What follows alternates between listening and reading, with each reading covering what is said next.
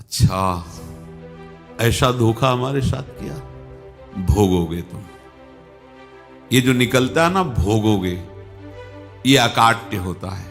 क्योंकि किसी का भी हृदय, मान लो किसी भी जीव जंतु को आप कष्ट दें और उसका हृदय आह भर जाए, तो वो आह वज्र की लेखे तुम्हें भोगना पड़ेगा। वो आह किसी की ना लेना जिंदगी।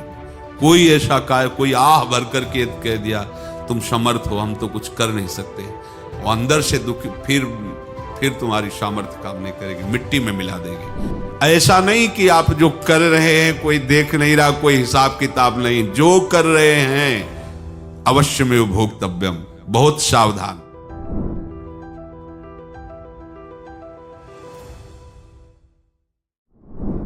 जीव स्वयं नित्य निरंतर कर्मों के जाल को रच रहा है और अपने आप को बांध रहा है। आपको मुक्त होना है, बंधना नहीं है। जीव का जन्म कर्मों के अनुबंध से होता है, कर्मों के बंधन से होता है, और उसको अपना ऋण चुकाना होता है। कर्मानुबंध ये बहुत सूक्ष्म विषय है। जैसे आप जिस परिवार में जन्म लिए हैं, तो उस परिवार के लोगों से आपका ऋण है, इसलिए उसी परिवार में आप आए हैं। और ऋणानुबंध, उसको बिना चुकाए या बिना वसूल किए आप वहां से जाएंगे नहीं। आपको लेना है तो वसूल करना है, और देना है तो चुकाना है। ये पूर्व के जन्मों से निश्चित किया गया है। जैसे किसी के यहां पुत्र हुआ, जन्म से ही पैसा खर्चा शुरू हुआ, जो बड़ा हुआ तो उद्दंडता के द्वारा मार पूरे परिवार को क्लेश पर क्लेश देता चला जा रहा है। ये तुम्हारे कर्म का फल है। या ऐसे शक्तिहीन बुद्धिहीन ऐसे पागल पूरे जीवन सेवा करो, तुमसे अपना हिसाब चुकाने के लिए वो आया है। अब परिवार के जो सदस्य जुड़े आके, मतलब पत्नी आते ही पूरी हृदय में आनंद, परिवार में आनंद, और जीवन भर वो आनंद ही सुख देने के लिए उसका जन्म हुआ। वो अपना ऋणानुबंध मुक्त, और आते ही भयंकर क्लेश खड़ा कर दिया, बीच में दीवाल और झगड़ा वैसा, फिर अतरे दिन मारपीट शुरू, कलह अशांति, पूरा जीवन नरक हिसाब करने आए। यहां ऋण चुकाए बिना कोई जा नहीं सकता, ऋण चुकाना पड़ेगा। किसी का ऋण वसूल करना है तो किसी को ऋण चुकाना है, दोनों काम करने होते हैं। अनेक जन्मों में अनेक लोगों के साथ हमने जो बर्ताव किए हैं, अच्छे या बुरे, वो होंगे। अब किसी आदमी को हम जानते नहीं, अचानक मिला, अचानक टक्कर लगा और मार पीट गाली गुप्ता सब कर दिया, चुपचाप सह लो। क्यों? ये आपका हिसाब है, पूर्व का हिसाब। हमारा उससे कोई द्वेष नहीं, कोई संकल्प नहीं।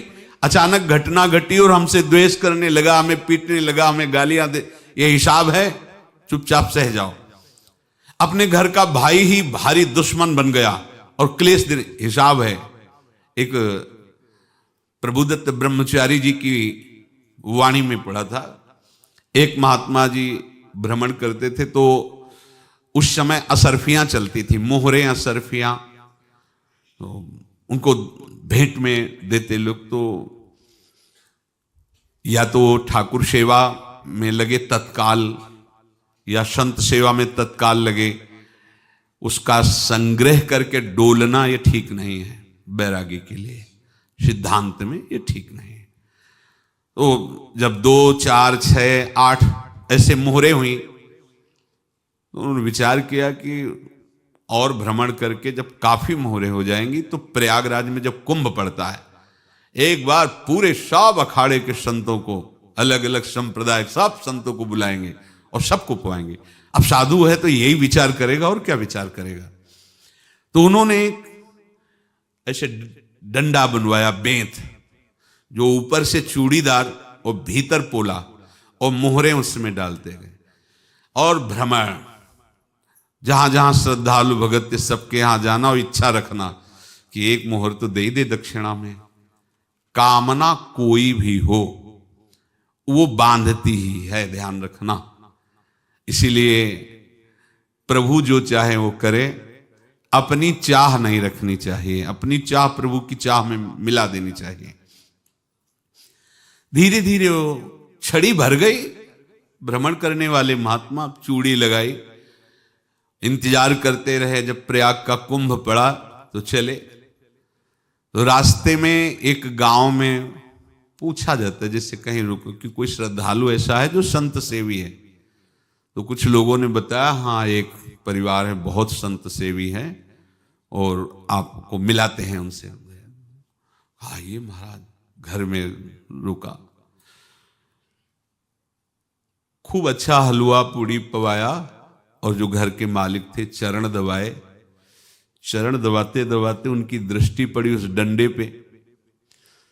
इतना मोटा और ऊपर से कुछ चूड़ी सी भी नजर आ रही, इस डंडे में तो कोई रहस्य है ही है। अब महात्मा जी को खवा पिला के सुला दिया। महात्मा जी जब सो गए तो पत्नी से धीरे से कहा, वो डंडा लाओ बाबा जी का डंडा। वो चूड़ीदार जो ही खोला पलटाया तो सैकड़ों मोहरे। ऐसे संत रोज पधारे भगवान, तुम आनंद हो जाए फिर क्या। पत्नी से कहा, नाप के कंकड़ लाओ। वो तो महात्मा जी तो खाए खीर पूड़ी, आराम से सो रहे। रात में पूरी प्लानिंग करके उसमें कंकड़ भर के चूड़ी लगाकर सिराने रख दिया, सारी मोहरें हटा ली। महात्मा जी आराम से छड़ी उठाए तो वजन पक्का। वैसे बड़े लोग चतुर होते हैं, पर ये नहीं जानते कि कर्म कितना भयानक होता है। और उनकी कोई संतान नहीं थी, पर धन में इतना प्रेम उनको था। बहुत सावधान। साधु महात्माओं के पास जो अर्थ है, गृहस्थी अगर आता वहीं से है, पर अगर उसको जोर जबरदस्ती या किसी छल कपट से, तो वो उसका विनाश ही करता है। आज तक का प्रमाण है। अब उनको ये भाव पता नहीं होगा, या पता होगा तो लोभ के कारण वो उसको मान नहीं पाए होंगे। महात्मा जी गए प्रयाग में, किसी अखाड़े पर रुके और वहां प्रार्थना की कि कल जो है संपूर्ण अखाड़ों का निमंत्रण किया जाए और सब संतों को भोग पवाया जाए और उनको दक्षिणा भी दी जाए।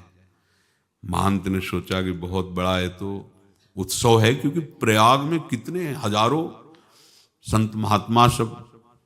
तो उनका महाराज बोरों इसमें चीनी और टीनों घी लगेगा, सब व्यवस्था। बोले आप मंगाइए, एक एक हिसाब हम करेंगे, हमारे पास सब व्यवस्था है।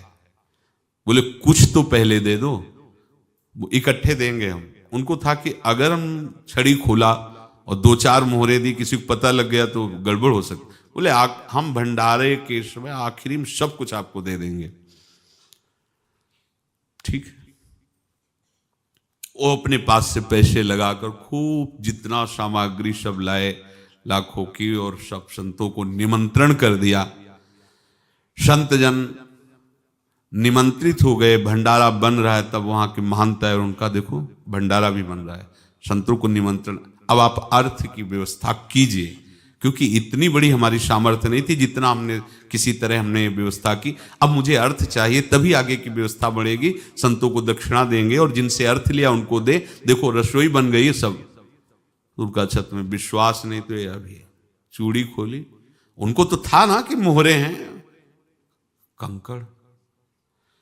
तो जैसे कितना उनको सदमा लगा होगा। हजारों संतों का निमंत्रण, रसोई बन, मतलब संत हो के छल कपट। तो उनका महाराज आपने तो हमारा नाश कर दिया, जो महंत थे। अब बताओ रसोई बन गई, संत निमंत्रित हो गए और आप ये कंकड़ दिखा रहे हैं हमको। आपने तो हमें बर्बाद कर दिया। हमारी इतनी सामर्थ्य नहीं थी, आप पहले बता देते। संत होकर ऐसा छल कपट। अब वो बोले तो क्या बोले, क्योंकि उनको पता था कि मोहरे हैं इसमें। अंदर से उनका चिंतन गया उसी सेठ के पास, अच्छा ऐसा धोखा हमारे साथ किया, भोगोगे तुम। ये जो निकलता है ना भोगोगे, ये अकाट्य होता है। क्योंकि किसी का भी हृदय, मान लो किसी भी जीव जंतु को आप कष्ट दें और उसका हृदय आह भर जाए, तो वो आह वज्र की लेख है, तुम्हें भोगना पड़ेगा। वो देखो भीष्म जी को भोगना पड़ रहा है ना। सांप को ऐसे धनुष की नोक से उठाया और बंबूल के कांटों के ऊपर फेंक दिया, कई दिन तक शेदा हुआ, वो आह भर करके मरा। तो आपको 6 महीने बाणों की सैया पर आह किसी की ना लेना जिंदगी में। कोई ऐसा कोई आह भर करके कह दिया तुम समर्थ हो, हम तो कुछ कर नहीं सकते, और अंदर से दुखी, फिर तुम्हारी सामर्थ्य काम नहीं करेगी, मिट्टी में मिला देगी। फिर ये तो संत थे और भगवत आराधना के लिए, संत आराधना के लिए ही ऐसा किए हुए थे। अब इनका कैसे मुंह दिखाएं, अब क्या करें। सुबह संत जन आएंगे, सबके बीच में हमारी कि देखो इन्होंने, अब क्या करें। गए और संगम में जाके छलांग लगाई, अपने प्राण त्याग दिए। अब उनके तो पास मोहरे थी और व्यापार बढ़ा, और 9-10 महीने बाद ही लड़का हुआ। अब तो उनको कि संत फलीभूत हो गया। देखो व्यापार चल रहा, लड़का नहीं होता था, लड़का भी हो गया। बड़ा आनंद छा रहा है। जब से वो प्रकट हुए और धन की वृद्धि शुरू हो गई, पढ़ाई लिखाई में उनके खर्चा हुआ सब, बस बीमारी शुरू हो गई उनके शरीर में। अब उसमें पैसा जाना शुरू हुआ। इतने आसक्त तो वो दोनों हो गए कि कुछ भी हो, व्यापार ठप, संपत्ति बेचना शुरू। तो उन्होंने कहा कि बेटा मैं क्या कर सकता हूं तुम्हारे लिए। बोले हमारी अंतिम इच्छा है प्रयाग चलो, और जितने प्रयाग में संत महात्मा सबको एक बार भंडारा करवाओ, हमारी इच्छा अंतिम है। क्योंकि अंतिम यही इच्छा थी। तो बोले अब ज्यादा संपत्ति तो नहीं रह गई। तो बोले घर बेच दो, मेरे लिए ही तो है, बेच दो।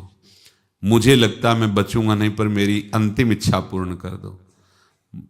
घर बेच दिया, जेवर बेच दी। वहां गए, जब संत सेवा की तो बोले मुझे संगम तक ले चलो। संगम तक ले गए और बोले समझे तुम चुराए थे और हमने उसको छीना है, कुछ नहीं रह गया तेरे पास कुछ, अब केवल ममता और आसक्ति में जलकर मर और नरक प्राप्त कर। मैं वही महात्मा हूं जिसकी तूने मोहरे ली थी, शरीर छोड़ दिया। महात्मा को जन्म लेना पड़ा और इनको दुर्गति भोगनी पड़ी। ऋणानुबंध होश में, ऐसा नहीं कि आप जो कर रहे हैं कोई देख नहीं रहा, कोई हिसाब किताब नहीं, जो कर रहे हैं अवश्य में भोक्तव्यम। बहुत सावधान। अनेक जन्मों में अनेक लोगों से जो कुछ लिया दिया है, इस लेने देने को मिटा देने के बाद ही तुम मुक्त हो गए। इसीलिए एक उपाय है, लेना न देना मगन रहना। क्या? मालिक को समर्पित हो जाओ, मालिक को अपना माना हुआ समर्पित कर दो, खत्म। अहम त्वाम स्वरूपापेभ्यो मोक्षयिष्यामि, सब खत्म। आगे पीछे लेना देना सब खत्म। एकादश स्कंद में भगवान श्री कृष्णचंद्र जी ने कहा जो मेरे चरणों का आश्रय लेकर भक्त मेरा भक्ति करता है, उसके पितृ ऋण, मातृ ऋण, देव ऋण, ऋषि ऋण, सब ऋणों से मैं मुक्त कर देता हूं। बस यही एक उपाय है जो इसके बंद करने का उपाय भक्तों के लिए है। वो यही है, भगवान की शरण में होकर अपना माना हुआ पूरा भगवान के अर्पित कर दो। अर्पित करने का तात्पर्य उसमें अहम हटा दो। तो दियम वस्तु गोविंदम तुभ्यमेव समर्पये। जिनसे तुमने सेवा करवाई है उनकी सेवा करनी पड़ेगी। जिनसे तुमने जो कुछ लिया है उनको देना पड़ेगा। ये लेने देने का व्यापार जब तक समाप्त नहीं होगा तब तक तुम्हारा जन्म मरण चलता रहेगा। अब आपको यहां समझना है, यदि आपसे किसी ने पैसे लिए बेईमानी करके नहीं दे रहा है तो आप उसको गाली मत दीजिए। आपने बेईमानी की थी इसलिए आपकी बेईमानी हुई है, ले गया, कोई बात नहीं है, बंधन से मुक्त हुए, जो बोझा था चला गया। उसको ऐसा ना देखे कि ये बेईमान हमारे रुपए मार लिए, अब जो कुछ होगा देखेंगे। अगर आप आगे नया कुछ करते हैं तो फिर आगे का हिसाब आपको भोगना पड़ेगा, ध्यान रखना। ऐसा नहीं है कि आपको भोगना नहीं पड़ेगा। एक ही उपाय है कि अब जो शरीर धारण किए इसी में जो भोग ले, आगे ना होना चाहिए। तो क्या करे? सर्वतो भावेन भगवान की शरण ले ले। ये तो सर्वाणि कर्माणि मयि सन्न्यस्य मत्पराः अनन्येनैव योगेन माम ध्यायन्तु उपासते तेषामहं समुद्धर्ता मृत्यु संसार से। ये बड़ा कठिन है पार होना, कोई छोटी मोटी बात है। एक महात्मा बाल्यावस्था से भजन करते थे, शालिग्राम भगवान पास रखते थे और उन्हीं की आराधना करके बस पाठ नाम जप और भ्रमण करते थे। यौवन अवस्था थी, गंगा जी के किनारे अपने ठाकुर को विराजमान करके स्नान करने के लिए कपड़ा ही उतार रहे थे कि 90 लोग आ गए, भाला तलवार सब ले, मारो मारो इसको मारो, घेर लिया। तो उन्होंने हाथ जोड़कर कहा हमने क्या अपराध किया, कोई सुन ही नहीं रहा। तो उन्होंने कहा मार तो डालोगे ही आप 90 लोग, हम कोई अस्त्र शस्त्र तो लिए नहीं, एक बार हमें गंगा में डुबकी लगा देने दो और अपने ठाकुर को स्नान करा देने दो, फिर इसके बाद आप मार देना। भगवत इच्छा से वो लोग रुक गए, स्नान किया और अंदर से प्रार्थना की, प्रभु ये क्या लीला है आपकी, आपके सिवा मेरा कोई है नहीं और ये मुझे मारना चाहते हैं। तो भगवान ने जानते हो क्या कहा उनके अंतर में, तुम मेरे में ध्यानस्थ हो करके शरीर को छोड़ो, ये लोग मारेंगे। ये मेरे भजन का फल है कि तुम्हें 90 जन्म नहीं लेना पड़ेगा, एक ही जन्म में 90 मिलके, तुमने 90 हिंसा की थी पूर्व में, तो तुम्हें 90 बार जन्म लेना होता और एक एक करके मारते। ये मेरे भजन का प्रताप है कि एक बार में ही 90 का हिसाब हो जाएगा। तुम आंख मूंदो, मेरे ध्यान में मगन रहो, मेरे प्रताप से तुम्हें कोई चोट नहीं होगी और स्वाभाविक मूर्छावस्था में प्राण तुम्हारे छूट जाए। ऐसा ही हुआ, ऐसा हुआ। तो ये बात समझ लो कि ये जो कर्मानुबंध है, ऋणानुबंध है। अब देखो, अगर शाप महात्माओं ने दिया कि तुम्हारे वंश का इससे विनाश होगा, तो भगवान भी परम धाम जा रहे तो उसी कील से, बाण की नोक में जो मछली लील गई थी छोटा कण, उसी से की नोक बनाई और उसी नोक को प्रहार किया। भगवान के श्री चरण में वही बाण की नोक लगी और भगवान ने स्वीकार किया ना। भगवान का बड़ा लीला विचित्र है। अगर छुप करके उधर रामावतार में बात, तो इधर ऐसे स्वीकार किया है भगवान ने। ऐसा कहीं नहीं दिखाया कि मैं भगवान हूं तो मैं अपने लिए, ऐसा नहीं दिखाया।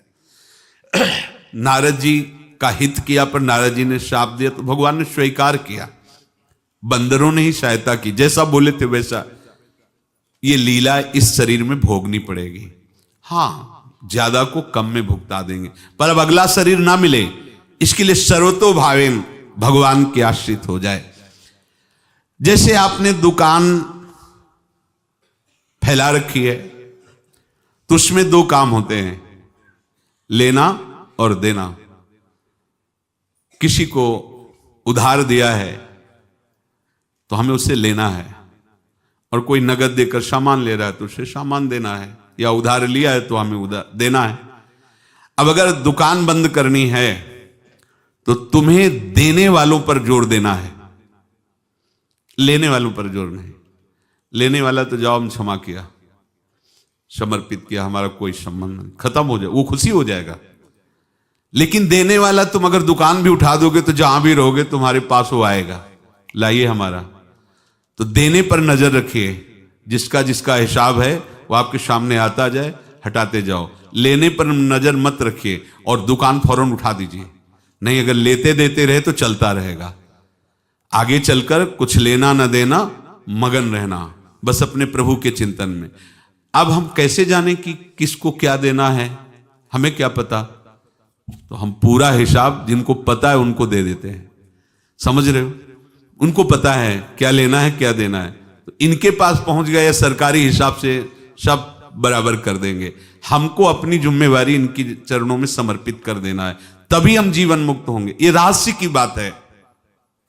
प्रभु कह रहे हैं, यस्य सर्वे समारंभाः काम संकल्प वर्जिताः ज्ञानाग्नि दग्ध कर्माणं तमाहु पंडितम बुधाः।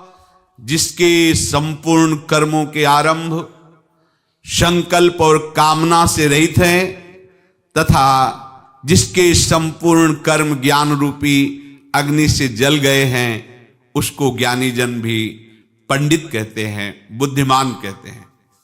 पूज्य श्री भाई जी महाराज कह रहे हैं, जैसे वहां ज्ञानाग्नि से दग्न कह रहे हैं, तो अपने वृंदावन वासियों का प्रेमाग्नि से सब कर्म संस्कार दग्न होते हैं। जिस समय आपके हृदय में भगवत प्रेम का प्रादुर्भाव होगा तो लेश मात्र कभी तुम्हें दुख नहीं भोगना पड़ेगा। प्रेम का प्रादुर्भाव होते ही दुख का नाश हो जाता है, महासुख। जब प्रेम का प्रादुर्भाव होगा तो समस्त पाप भस्म हो जाते हैं, अशांति नष्ट हो जाती है, संसार ज्वाला स्पर्श भी नहीं कर सकती है। जब भगवत प्रेम का प्रादुर्भाव होता है तो हो सकता है उस उपासक के जीवन में दुखों का पहाड़ टूट पड़े, परिवार खिलाफ, शरीर रोगी, अव्यवस्था, बहुत बहुत कुछ, सब कुछ। कह रहे हैं इतना सब होने पर भी उसके हृदय में कोई भी दुख नहीं होता। ये ऐसा सामर्थ्यशाली भगवत प्रेम है। भगवान के चरणारविंद का जिसके हृदय में प्रेम है, भारी से भारी दुख भी उनको विचलित नहीं कर सकता।